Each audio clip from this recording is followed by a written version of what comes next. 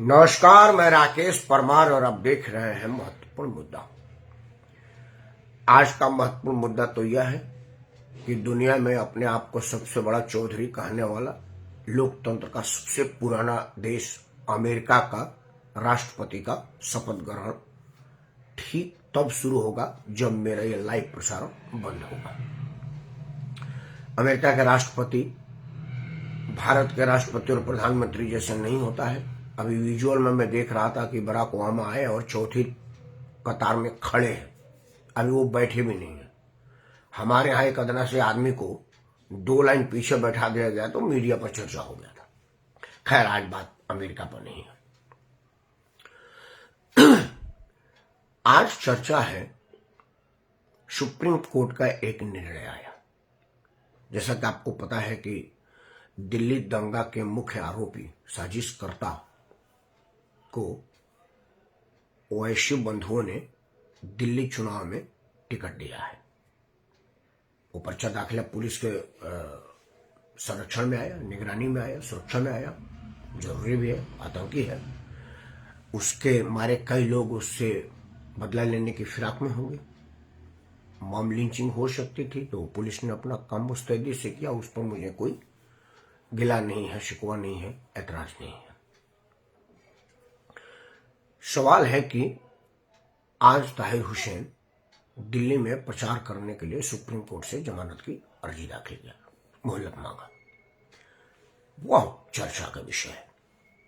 Supreme court ने कहा कि ताहिर जैसे और सभी को तो चुनाव लड़ने की इजाजत ही नहीं होनी चाहिए। अब मैं थोड़ा सा चिंतित हो गया। अगर आप कह रहे हैं कि इजाजत ही नहीं होनी चाहिए, तो वो इजाजत पा कैसे गया? तिवारी जी को प्रणाम। हमारा देश का संविधान कैसा है जो चुनाव लड़ने की इजाजत दे रहा है, प्रचार की इजाजत नहीं दे रहा है? क्या इस कानून को बदलने की आवश्यकता नहीं? इसमें सुधार की आवश्यकता नहीं? या जहां मुझे जरूरत पड़ेगी अपने हिसाब से तोड़ मरोड़ दूं?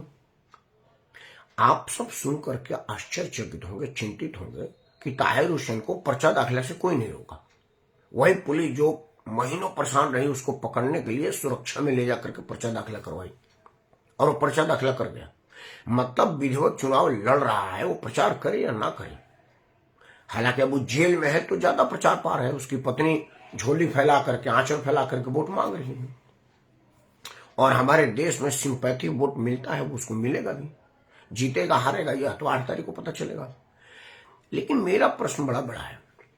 मेरा प्रश्न है कि अगर सुप्रीम कोर्ट यह कहता है, मानता है कि भाई ऐसे लोगों को चुनाव लड़ना नहीं चाहिए, तो फिर सुप्रीम कोर्ट से ऊपर सुप्रीम कौन हुआ जो उसको चुनाव लड़ने की इजाजत दे दिया?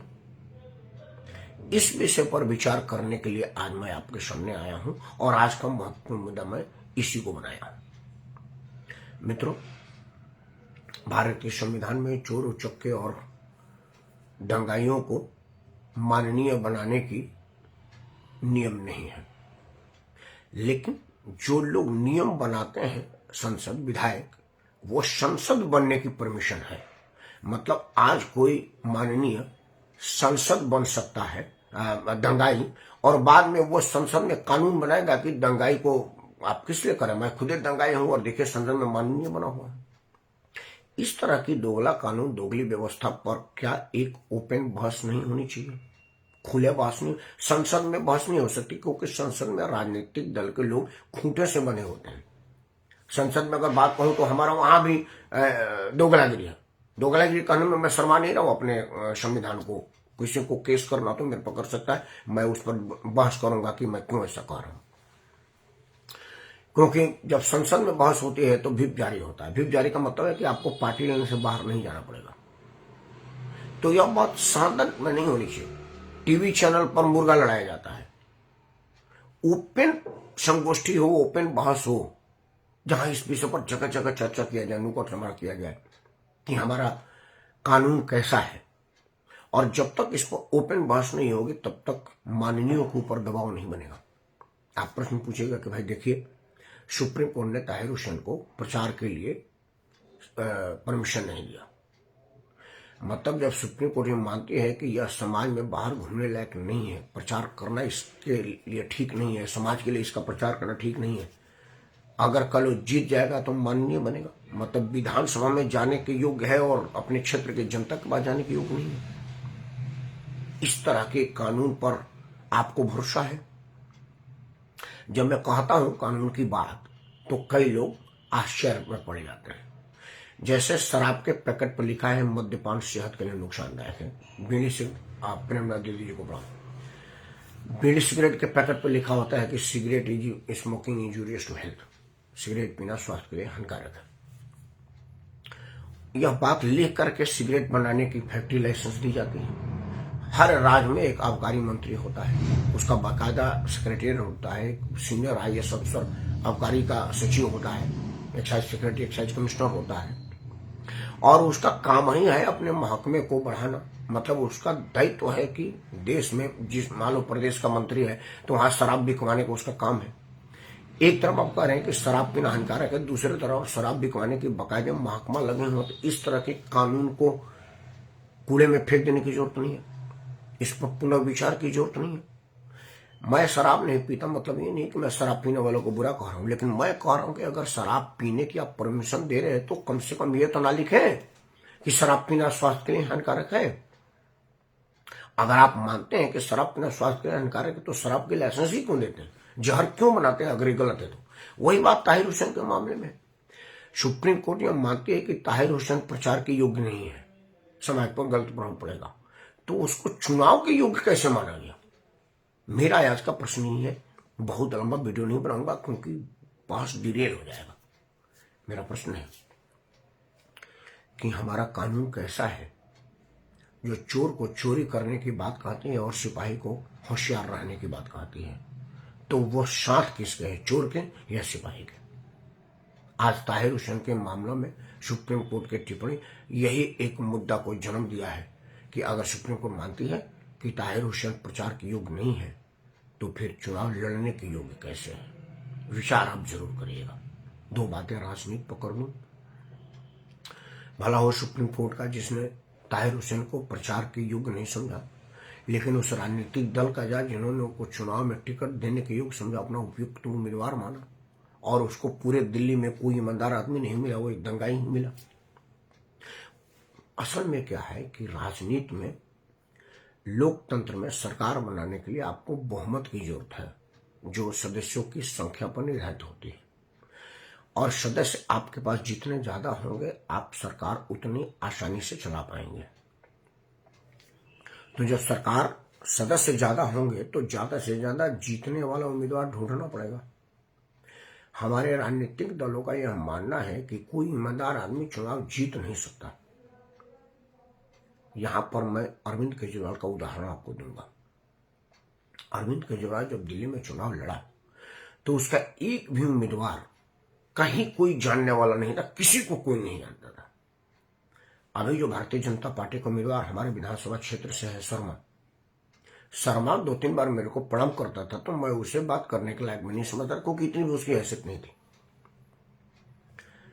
अरविंद केजरीवाल के 70 के 70 विधायक जो चुनाव लड़े थे उसमें केजरीवाल के अलावा कोई नेम फेम वाला आदमी नहीं था, और 67 विधायक बन गए। मतलब अगर आप ईमानदारी से चुनाव लड़ रहे, अरविंद केजरीवाल के नीतियों का मैं विरोधी हो सकता हूं, उसके नीतियों का मैं प्रशंसक नहीं हूं, लेकिन यहां यह बात की और पार्टी जो ये कहती है कि भाई जिताऊ कैंडिडेट ही लड़ना चाहिए और वही जीतना चाहिए और उसी को टिकट मिले, इसीलिए गुंडे को दो, मवाली को दो, दंगाई को दो, प्रभावशाली व्यक्ति को, धनी को दो, तभी जीतेगा। यह बात अरविंद केजरीवाल ने अपने पहले चुनाव में थत्ता बता दिया था, गलत साबित कर दिया था, क्योंकि उसका एक भी आदमी नेम फेम वाला नहीं था, साधारण था। कोई हमारे साथ छोटा मोटा पत्रकार था, रिपोर्टिंग करता था, कोई आदमी कहीं नौकरी करता था, कोई आदमी कुछ करता था, मतलब सारे नौकरी पेशा और साधारण लोग थे जो माननीय बन गए। तो अगर अरविंद केजरीवाल जैसा आदमी अपने दम पर जितवा सकता है तो देश दुनिया में सर्वाधिक लोकप्रिय जननायक नरेंद्र मोदी, सर्वाधिक लोकप्रिय जननायक में उभर चुके योगी आदित्यनाथ, ऐसे लोगों से भरी पड़ी भारतीय जनता पार्टी को क्या जरूरत है किसी बदमाश को टिकट देने की? 1885 की पार्टी भारतीय राष्ट्रीय कांग्रेस पार्टी को क्या जरूरत है किसी बनवास को टिकट देने की। लेकिन इन दोनों पार्टियों ने अपने अपने इलाके के बदमाशों को, कानून में वांछित अपराधियों को टिकट दिया है और यह कोई जरूरी नहीं है कि आगे नहीं देगा।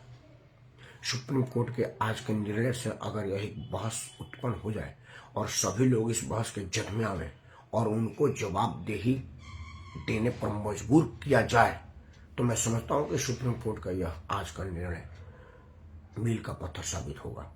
लेकिन मुझे यह भी मालूम है कि वह निर्णय रद्दी के टोकरी में जाएगा। ताहिर हुसैन चुनाव लड़ेगा, जीतेगा हारेगा ये 8 तारीख को पता चले, लेकिन इससे भारत के राजनीति पर और भारत के राजनीतिकों पर कोई फर्क नहीं पड़ेगा, क्योंकि उनको सुप्रीम कोर्ट के निर्णय से कोई फर्क नहीं पड़ता अगर वो उनके हित में ना हो तो। लेकिन आपके हित में तो है, आपको तो फर्क पड़ेगा। इसलिए आप हाथ जोड़ के प्रार्थना कर रहे हैं कि आप इस पर विचार जरूर करिएगा। बेशक आपके क्षेत्र में आपका विधायक बदमाश ना हो, गुंडा ना हो, लेकिन अगर आप उस पार्टी से चुनाव लड़ रहे हैं जिसके पार्टी ने किसी दंगाई को टिकट दिया है, तो आप भी समझिएगा कि जिसको आप चुनाव में जिता कर भेजेंगे वो उसी दंगाई के साथ दिल्ली में काम करेगा। तो मतदान के समय में जरूर याद रखिएगा कौन आदमी दंगाई के साथ है और कौन आदमी दंगाई के साथ नहीं है।